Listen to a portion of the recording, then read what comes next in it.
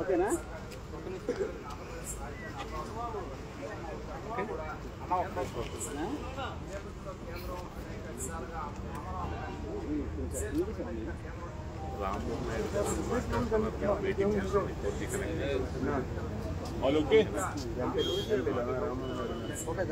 Okay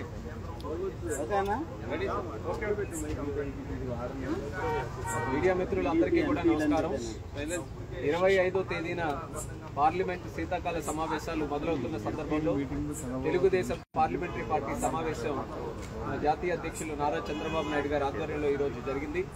దానికి Telugu Desam parliamentary party అధ్యక్షులు లావు కృష్ణ గారు అలాగే పార్టీకి సంబంధించినటువంటి ఎంపీలందరితో ఈ యొక్క సమావేశం జరిగింది.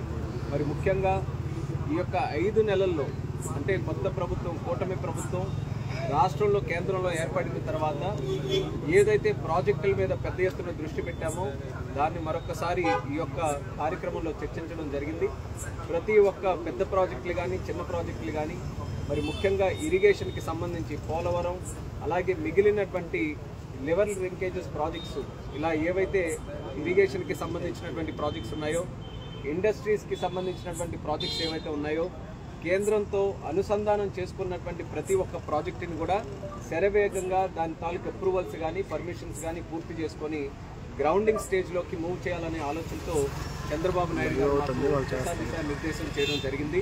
మరి ఈరోజు మీరు అసెంబ్లీలో కూడా చూసిన తర్వాత మొట్టమొదటిసారి విజన్ 2047 స్వర్ణాంధ్రప్రదేశ్ 2047 కూడా చంద్రబాబు నాయుడు గారి స్వయంగా రాష్ట్ర ప్రజలు అందరికీ కూడా ఈ రాష్ట్రం ఎటు వెళ్ళబోతుందనే ఆలోచనతో ఈరోజు ఆ విజన్ డాక్యుమెంట్ని కూడా రిలీజ్ చేయడం జరిగింది. ఆ విజన్ డాక్యుమెంట్లో చాలా వరకు కొన్ని ఇష్యూస్ ఏవైతే ఉన్నాయో అవి కేంద్రం తాలూకు అనుసంధానం కూడా చేసుకొని ముందుకు నడవాలి.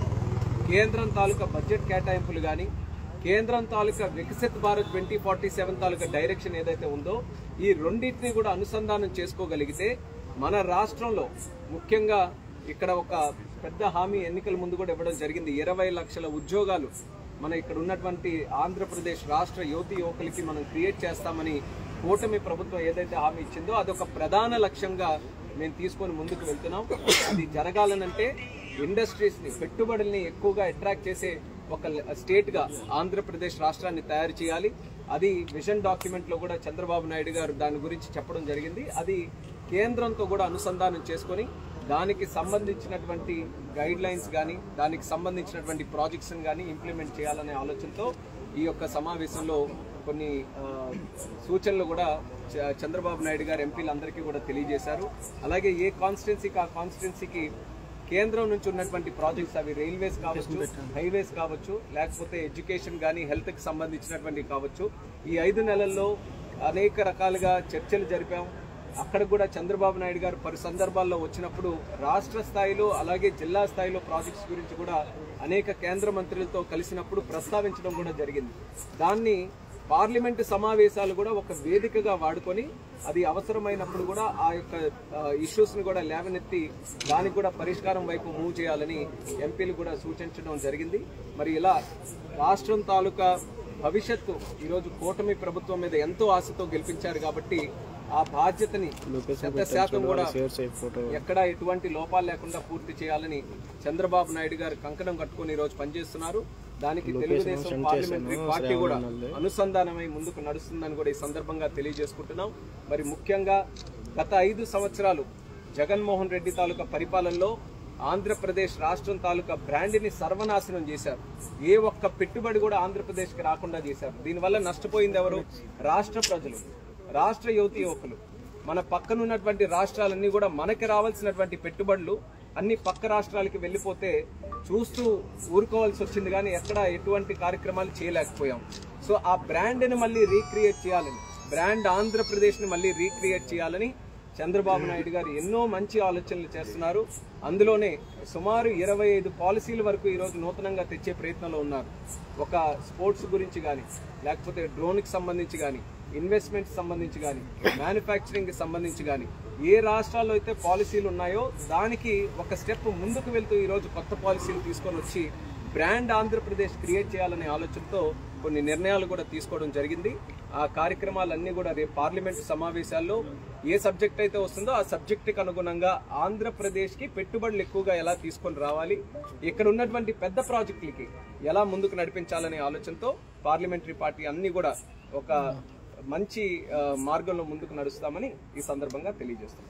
సార్ రామ్మోహన్ రెడ్డి గారు ఒక్కొక్కరు బ్రీఫ్ చేసిన మళ్ళీ మీడియా మిత్రులందరికీ కూడా హృదయపూర్వక నమస్కారం.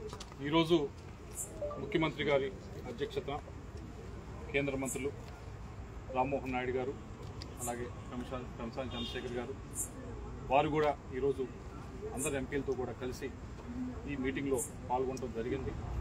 రాబోయే వింటర్ సెషన్లో మనం తెలుగుదేశం పార్టీ వైపు నుంచి మనం తీసుకోవాల్సిన స్ట్రాటజీ ఏంటి, మనం లేవనెత్తవలసిన సమస్యలు ఏంటి, మనం తీసుకోవాల్సిన విషయాలు ఏమిటి అనే దానిపైన ఈరోజు జరిగిన సమావేశంలో చర్చ జరిగింది.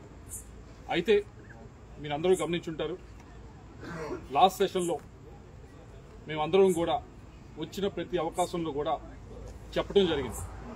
ఆంధ్ర రాష్ట్రానికి సంబంధించి ఆర్థిక పరిస్థితి ఎలా ఉంది, ఆంధ్ర రాష్ట్రంలో ఎంత అప్పులు ఊబిలో ఇరుక్కుపోయి ఉంది అనే విషయాన్ని మేము పార్లమెంట్లో వచ్చిన ప్రతి అవకాశంలో లాస్ట్ సెషన్లో మేము చెప్పడం జరిగింది. దానికి కేవలం బీజేపీ వాళ్ళు అధికారంలో ఉన్నవారే కాదు, అటు అపోజిషన్లో ఉన్న వాళ్ళకి కూడా మేము సర్క్యులేట్ చేయడం జరిగింది. ఇది రాష్ట్ర ఆర్థిక పరిస్థితి అని చెప్పి వారికి చెప్పడం జరిగింది. వారు కూడా ఇలా ఉందా అని మాకు ఉత్తరాల ద్వారా రిప్లై ఇవ్వడం కూడా జరిగింది. ఈవెన్ అపోజిషన్ వైపు ఉన్న వాళ్ళు, కాంగ్రెస్ వైపు ఉన్న వాళ్ళు కూడా ఇవ్వడం జరిగింది. ఇది ఆంధ్ర రాష్ట్ర ప్రభుత్వం చెప్తే మేము మొదటి సెషన్ అంతా కూడా అందరినీ కన్విన్స్ చేయడానికి సమయాన్ని కేటాయించాం, ఎడ్యుకేట్ చేయడానికి సమయం కేటాయించాం. ఎడ్యుకేట్ చేస్తూనే రాష్ట్రానికి, ఆంధ్ర రాష్ట్రానికి గడిచిన 10 సంవత్సరాల నుంచి కూడా విడిపోయిన తర్వాత రావాల్సిన ప్రాజెక్టుల గురించి ఎందుకు మేము ఇంత గట్టిగా అడుగుతా ఉన్నాం, ఎందుకు ఆ ప్రాజెక్టులే కాకుండా కొత్తగా రావాల్సిన వాటి గురించి కూడా, అలాగే కొత్తగా ఆంధ్ర రాష్ట్రానికి ఇంకా రావాల్సిన ఫండ్స్ గురించి కూడా ఎందుకు అడుగుతున్నాం అనే దాన్ని పూర్తిగా ఎక్స్ప్లెయిన్ చేయడం జరిగింది. అలాగే రాబోయే సెషన్లో కూడా అదేవిధంగా ఈ 4 నెలల్లో కూడా అధికారంలోకి వచ్చిన తర్వాత విజన్ డాక్యుమెంట్స్ రిలీజ్ చేయడం జరిగింది. వికసిత ఆంధ్ర పైన 2047 పైన విజన్ డాక్యుమెంట్ రిలీజ్ చేయడం జరిగింది. అలాగే ఇండస్ట్రీకి సంబంధించి 6 ఇండస్ట్రియల్ పాలసీలు కూడా రిలీజ్ చేయడం జరిగింది. అలాగే అగ్రికల్చర్ సంబంధించి కూడా ఏం చేయబోతా ఉన్నామని చెప్పి కూడా ఒక స్పష్టత మొన్న ఇచ్చిన బడ్జెట్లో ఏదైతే 10 రోజుల క్రితం ప్రజెంట్ చేయడం జరిగిందో దాంట్లో కూడా చాలా క్లియర్గా చెప్పడం జరిగింది. వీటన్నిటినీ కూడా వచ్చే సమావేశాల్లో మేము మాట్లాడదలుచుకున్నాం. వీటన్నిటినీ కూడా మాట్లాడి మరొకసారి అదే ప్రయత్నం, కేవలం అధికారంలో ఉన్న వారినే కాదు, కూటమిలో ఉన్న బీజేపీనో జనసేనో కన్విన్స్ చేయడం కాదు, ఈవెన్ ప్రతిపక్షంలో ఉన్న వారిని కూడా ఆంధ్ర రాష్ట్రానికి ఎందుకు న్యాయం చేయాలి అనేదాన్ని వారికి కూడా కన్విన్స్ చేయాల్సిన బాధ్యత మా పైన ఉంది. తప్పకుండా చేస్తాం. ఉదాహరణకి ఏదో 1, 2 ప్రాజెక్టులు కాదు, ముఖ్యమైన ప్రాజెక్టులు. ఒకటి పోలవరం, దాన్ని పూర్తి చేయడానికి మీరందరూ చూశారు, 3% మాత్రమే గడిచిన 5 సంవత్సరాల పని జరిగితే ఇప్పుడు కొత్తగా 12,000 కోట్ల రూపాయలు శాంక్షన్ చేయించుకోగలిగాం, దాన్ని ముందుకు తీసుకెళ్తా ఉన్నాం. అలాగే అమరావతి పూర్తిగా పక్కన పెట్టడం జరిగింది. దాన్ని కూడా ఇప్పుడు కొత్తగా వరల్డ్ బ్యాంక్ వచ్చారు, వాళ్ళ నిపుణులు కూడా వచ్చారు, వారు కూడా శాంక్షన్ చేయడం, దాన్ని కూడా ముందుకు తీసుకెళ్తా ఉన్నాం. అలాగే రాయలసీమకు సంబంధించి 2 నోట్స్ కూడా మీరందరూ చూశారు, దాదాపు ఆగిపోయింది. నోట్స్ వచ్చినాయి కానీ దాన్ని ముందుకు తీసుకెళ్ళాలి. ఆ 2 నోట్స్ కూడా ముందుకు తీసుకెళ్తా ఉన్నాం. వీటన్నిటితో పాటుగా అతిపెద్ద ప్రాజెక్ట్ ఏదైతే ఉందో ఇరిగేషన్ ప్రాజెక్టు కొత్తది, ముఖ్యమంత్రి గారు మొన్న కేంద్ర మంత్రి గారిని అడగడం జరిగింది. దాన్ని కూడా రేపు వచ్చే సమావేశంలో మాట్లాడదలుచుకున్నాం. ఏదైతే గోదావరి జలాలు తీసుకుని వెళ్లి పెన్నాలో కలిపే కార్యక్రమం, అలాగే రాయలసీమలో పనకచల్ల దగ్గర తీసుకువెళ్లి ఏదైతే బొల్లాపల్లి నుండి తీసుకువెళ్లి గోదావరి జలాల్ని అక్కడ నీరు అందించడం, దాని గురించి కూడా రేపు వచ్చే సమావేశంలో మాట్లాడదలుచుకున్నాం. వీటన్నిటినీ కూడా తప్పకుండా మాట్లాడుతూ, అలాగే మీరందరూ చూశారు ఈ 4 నెలల్లోనే కొద్దిగా పాజిటివ్ ఎనర్జీ ఇవ్వగానే ఎంతమంది ఇండస్ట్రీస్ ముందుకు వచ్చారు, ఎంతమంది వచ్చి ఇక్కడ ఇండస్ట్రీ సెటప్ చేయడానికి, ఇన్వెస్ట్మెంట్స్ చేయడానికి ఎంతమంది ముందుకు వస్తారో మీ అందరూ కూడా చూడటం జరుగుతుంది. అలాగే గడిచిన 5 సంవత్సరాల నుంచి కూడా చాలా వచ్చిన వారందరూ కూడా చెప్తున్నారు, కంప్లైంట్ చేస్తూ ఉన్నారు. ఇటువంటి వెల్కమింగ్ ఎంత పాజిటివ్గా ఈ 4 నెలల్లో మేము చూసాం, అందుకే ముందుకు రాగలుగుతా ఉన్నాం. కానీ ఇది గడిచిన 5 సంవత్సరాల్లో జరగలేదు, 19 నుంచి 24 దాకా. దాన్ని మార్చినందుకు చంద్రబాబు నాయుడు గారికి ధన్యవాదాలు తెలియజేస్తాను. ప్రతి ఒక్కరూ కూడా ఇండస్ట్రీస్ వచ్చిన వాళ్ళందరూ కూడా దాన్ని మరింతగా పాజిటివ్గా ముందుకు తీసుకెళ్లేదానికి అన్ని ప్రయత్నాలు చేస్తామని చెప్పి తెలియజేస్తూ, అలాగే ఏదైతే బిల్స్ రాబోతా ఉన్నాయో దాదాపు 10-12 బిల్స్ దాకా రాబోతున్నాయి, వాటిపైన మనం ఏం మాట్లాడాలి, ఏ విధమైన సూచనలు మనం చేయాలి, మనం ఆంధ్రప్రదేశ్ సంబంధించి కొన్ని విషయాల్ని ఏ విధంగా దానిలో పొందుపరచవచ్చు, వాటిలో బిల్ సమయంలో మనం ఎలా మాట్లాడచ్చు అనే దానిపైన డిస్కషన్ జరిగింది. మంచి డిస్కషన్. తప్పకుండా ఏదైతే కూటమి ప్రభుత్వానికి 21 మంది ఎంపీలను ఇచ్చారు, మేమందరం కూడా మీకు ఏ విధంగా అయితే మొన్న సెషన్లో అన్ని అవకాశం వచ్చిన ప్రతిసారి కూడా ఏ విధంగా అయితే మేము స్పందించాం, అదే విధంగా మేము స్పందిస్తాము ఈ సెషన్లో కూడా మీ అందరూ కూడా తెలియజేస్తాం.